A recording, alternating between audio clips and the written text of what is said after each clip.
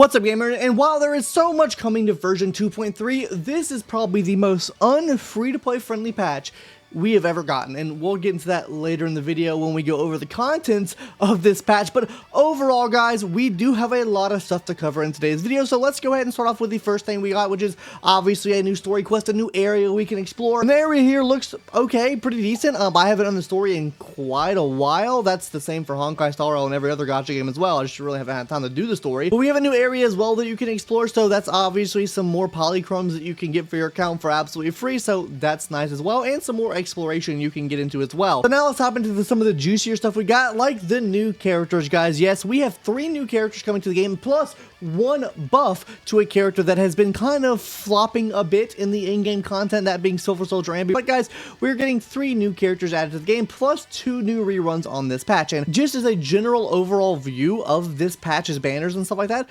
genuinely, guys, I think that this is a really good patch to pull on. Like, both sides of the table here. Now, I do think Lucia's banner is probably a little bit better to pull on, but the fact that we're getting Panda Yoon rerun on the second part is actually going to be super massive as well, because it matches up with Yidhari really well. That's a sheer force damage bonus that you can get from that patch there, so that is going to make Yidhari work that much better. And considering how much sheer force damage does in the game right now against miasma and stuff like that, this might just be a must-pull patch for you guys. And honestly, I do think this is probably a must-pull patch, at least on one of these characters here. Let's go a bit deeper into the banners now, guys. So in part 1, guys, we are getting Lucia reran with Miss Vivian, which is getting a completely new skin, which they say is free. I don't consider it free because you have to do at least 180 pulls. That means you will have to play consistently throughout the next 2 patches to even get close to that margin, and maybe you have to spend a little bit more money if you didn't have already like saves pulled up for this particular skin to get it right. Kind of wish they just threw it in the shop. But they're gonna, I guess, incentivize gacha even more. This is kind of a side tangent here, guys. It seems like Koyoverse is going down the full spend your money on gacha, where a lot of these new gacha games are like, hey, we're gonna give you the characters for free, then all you need to do is spend money on cosmetics. I do like we're getting new cosmetics, because we are getting a free cosmetic for Mr. Manato, which is just kind of like a white variant for his skin that kind of correlates to what we're gonna be seeing in the story. But regardless of that, guys, don't really like it too much. We'll touch more on this at the end of the video, guys. But yes, as you just heard me mention, we're getting Manato as well on the first banner, along with Piper. So what I think you're getting on the first banner, guys, if you pull for Lucia, you'll be getting a super solid DPS in Manato. Him being a fire type is really nice because we don't have a free fire type DPS in the game right now. Her being a sheer damage booster and HP booster as well, it's going to be helping him out that much more in terms of damage he's able to output. And then we're getting Piper there as well. Piper being probably the best DPS in the game we have right now, probably until Manato comes out. I do think Manato will clear what Piper's able to do, but Piper is still a really good DPS, and I'm still using current in-game content today because I don't have a good physical DPS on my account. And that being paired up with Vivian, I think, is also a really nice matchup as well. I think just having 2 of the best free-to-play DPS on this banner here is going to be super good for any like casual or free-to-play players' accounts. But that's still not to say that part 2 has a pretty decent banner as well. I would say it's definitely worse than part 1, but still not that bad, because we'll be getting Yidhari, and then on the rerun side, we'll be getting Miss Jufufu. In terms of the A-ranks we're getting here, guys, we're getting Pulchra and Panda Yoon. Panda Yoon obviously being a buffer that's going to be helping Yidhari out. And then we're getting Miss Pulchra here, which is probably the best free-to-play A-rank stun character in the game. She'll also pair up with Jufufu pretty nicely. And really just any aftershock damage dealer that you're going to have, you really do want to get Mindscape Investment Center so her damage bonus is able to spread out to the whole team versus just aftershock characters. So I do think this is a pretty decent banner as well if you were wanting to pull for Yidhari. Now let's talk about what both these characters do to make you maybe decide on what character you want. Quickly going over Lucia now, guys. Lucia really just here, guys, to provide some sub DPS level of damage, but she's also here to give you max HP increases, crit damage increases, but the biggest increase she gives, guys, is the sheer force damage. This means she's going to be good for any type of rupture character, that either being Yi Xuan, which is the demo gameplay they showed in the live stream, and then on top of that, guys, she'll also obviously be working for Yidhari as well. So yes, they're back at their like scummy tactics of throwing best DPS with best in slot support character on the same patch. They kind of missed the ball on the last patch with Aftershock because Seed was an Aftershock, but we are back to form here, and we absolutely love it so much. Please fucking stop. And then up next, guys, we got Yidhari, which is the new Ice-type Rupture character. Yes, she scales off of max HP. Yes, she scales off of sheer force.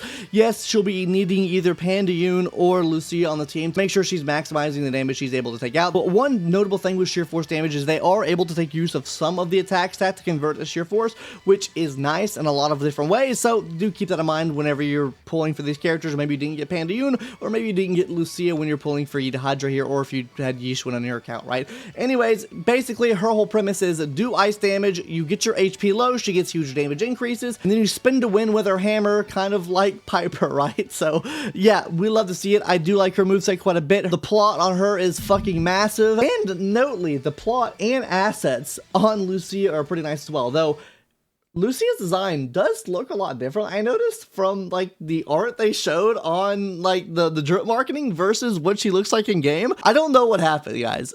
She does not look as good in the game now that she looked from the drip marketing. That's just me. Let me know in the comment section down below if you feel the same way, but damn, guys, she looks kind of cooked. She still has assets and plot, but hey, anyways, guys, that's gonna do it for characters. If you want to see whether you should be pulling for these characters or not, make sure you subscribe to the channel, because those videos will definitely be out on the channel, as well as build guides on all these characters as well. So hopping out of that now and into the events, which is fucking super free-to-play friendly, guys. The #1 event we got actually looks fucking cool. I cannot wait to play this event. It's like, I don't even know how to describe it, guys. You play as the monsters, but it looks like but you know what it looks like?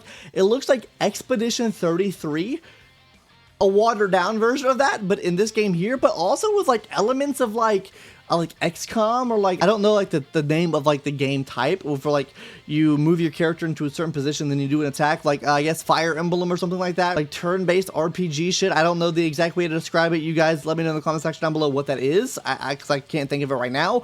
But guys, it looks super cool. I cannot wait to play this event. I think this event is pretty free-to-play friendly. Get your free rewards. Get your free Manato as well, because you do get a free Manato from this, which I think is super, super massive. That means if you're pulling on Lucia's banner, you will be getting Mindscapes with him too. So, hey, it's going to be boosting his damage up by quite a bit with those Mindscapes. So, I love this event. I think this event's really good. But on to the second event that we got, guys, which I don't know if this is technically new in-game, because they categorize it as all new gameplay and not all new version events. They did say that the expert version of this is limited time, so are they going to be refreshing this after so many weeks? Like, how does this work? I think this is going to be new in-game, and if so, this is built literally just like, it is literally like the same thing. Like, it's a chess event from HSR, or the new Anomaly Arboration from HSR, guys. You build 3 teams, and then you go into battle, right? It's the same thing here, right? Well, I guess in this game mode, you're technically building 4 teams if you do the optional one. I will say it's probably not as predatory as HSR's is, though I will say HSR does have a lot more characters in the game over what ZZZ has right now, though I guess like some of the older DPS don't really matter and irrelevant anyways.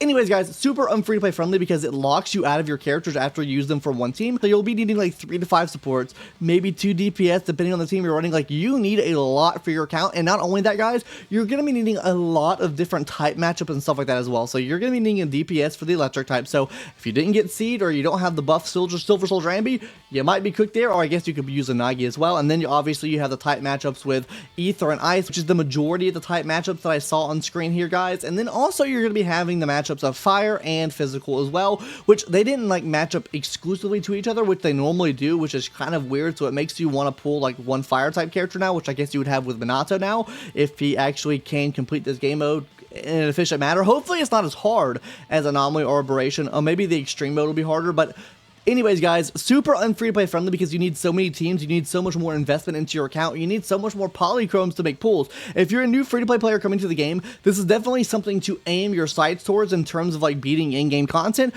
But as of right now, guys, might be kind of cooked if you didn't have your account properly built. Like mine, I don't have a Fire DPS, I'll be using Manato, and I don't have a physical DPS, so I guess I'll be using Piper there as well. Anyways, guys, yeah, that's the new like free-to-play friendly game mode that we're getting. And then on to the other ones now, guys. We have the Snap picture event coming to the game, and then we have the Chronicles of Counseling coming to the game as well. So I mean, these are some pretty cool events. And then we're getting some smaller events as well, like the Time Sworn Hills Explorers Guide, which you can get polychromes from. This is literally just from exploring the new world. Then you get the 141 Eco Art Exhibit, so you can get some polychromes here as well. And obviously we'll be getting double rewards for like disk drive sets and stuff like that. And then you're also getting double rewards for level up mats as well. But now probably the moment you've been waiting for, the free shit we're getting for this patch, right? Obviously we're getting a free temple as we get every single version patch. We're also getting a free skin from Manato, a whiteout version of it, considering we're getting him for absolutely free, so you get the whole package here for free. We're also going to be getting 600 free polychromes,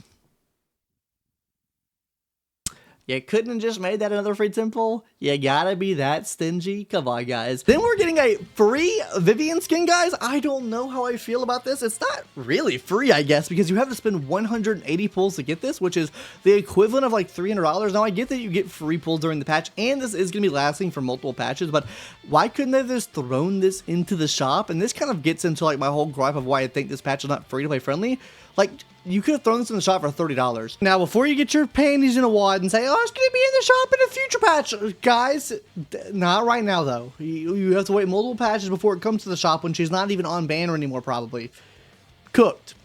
I know it's coming to the shop after the version's end, but it's not right now, and that's the problem. They should have thrown it in the shop and had it there to buy if you wanted to buy it, and also given it as a free reward if you got the 180 pulls. That'd have been much better. Free Manato skin, nice. This skin, like, being like this, absolutely not. Then we top into the fact of, like, a 3-team in-game game mode, which, is it an in-game game mode? I don't know. They said it's a new gameplay thing, right? They didn't put it in the event section, because on Hoyo Lab, they separate it and say all new gameplay, and then all the events are all new version events. So, this is obviously not an event. They did say the easy mode is permanent, so is the easy mode something that's going to be updating, or is easy mode you complete it one time and it's done? Or is the extreme mode, or the hard mode, going to be the one that resets and gives you rewards and stuff like that? That's going to be kind of weird. Now, will this actually give rewards on the hard mode? I guess that's the big question, right? Because if it does not give rewards on the hard mode, I think it's more I think it's better if they do it like that, because of the fact that, like, that's a lot of investment you have to make to your account. I actually think the approach that HSR took to this was really good, because you do need a lot of investment into your account, and all you get is like things to show off, like, yo, I can beat this shit, right? I think that would be really good if they did that. There's like, people can show off, hey, I beat this shit, guys, without giving incentives behind it, because then if you start giving incentives behind it, then it makes people want to spend more money on the game, and then people start spending more money on the game. It's like, oh, I have to spend money to get the most rewards I can get every month, so I have to make this investment into my account now to pull more characters and get more characters on my account and get more vertical investment within my account to actually, you know, maximize the amount of rewards I'm able to get on my account per month. It kind of turns into that game versus like, oh, well, if I don't get this little fucking title, who the fuck cares? It's cosmetic anyways. I hopefully they do it like that, because if not, then it's super unfree-to-play friendly. Overall, it's still unfree-to-play friendly, just to have a game mode in here where you need like at least 3 to 4 teams. Like, we already have I guess technically we already have a game mode that needs 3 teams. This is just enhancing it by 1 extra team, which means you need 1 extra team's worth of investment into this. Kind of weird. I guess some of them don't need 3 teams. Overall, guys, I think this is a good step for the game, as long as there's not rewards on that extreme difficulty in terms of like pull rewards. Give cosmetic rewards, I'm fine with that. If they give cosmetic rewards, hey, fuck it, I'm here for it. If they give fucking pull rewards, not really here for it. Don't really like that too much, because it incentivizes people to need to spend more money on their account to actually beat this mode, to get, you know, more polychromes a month, to be ahead of everyone else, technically, right? I know it's a single player game, but that's the mindset that people will be set into. Anyways, what do you guys think about this patch? I would say this patch, or version notes here, probably an 8 out of 10. I think this is a really solid patch here. I think that one event that we're getting is super new, super unique. It feels super great.